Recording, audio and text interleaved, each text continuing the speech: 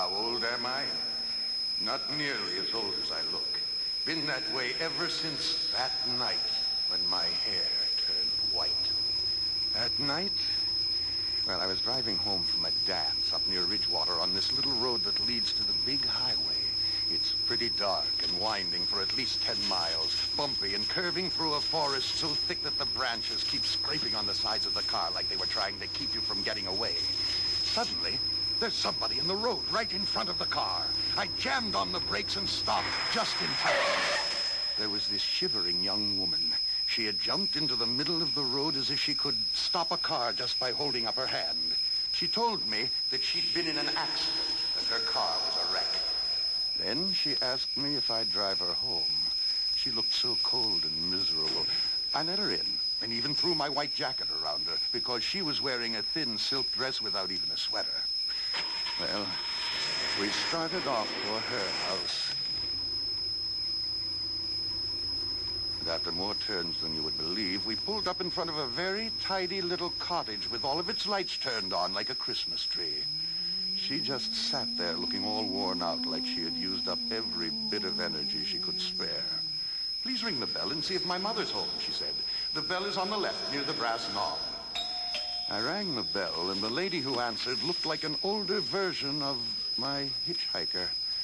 Before I even had a chance to speak, she said, "Don't say a word, just come this way."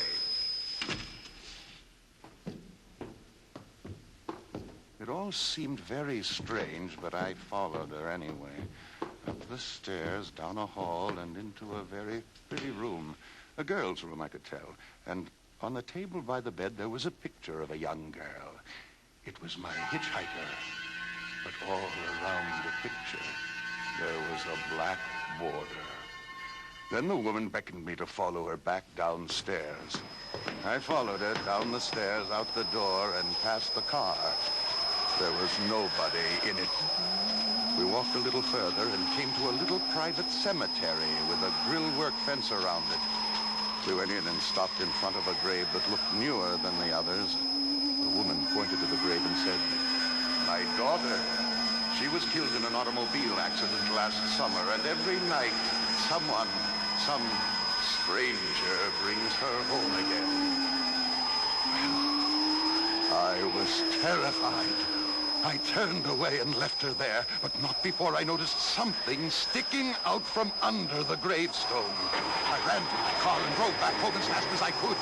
It wasn't until I was in my own house and in my own bedroom that I discovered that my hair was white. Pure white, the same color as my jacket. That's what was sticking out from under that gravestone. Just like it had been there ever since the grave was first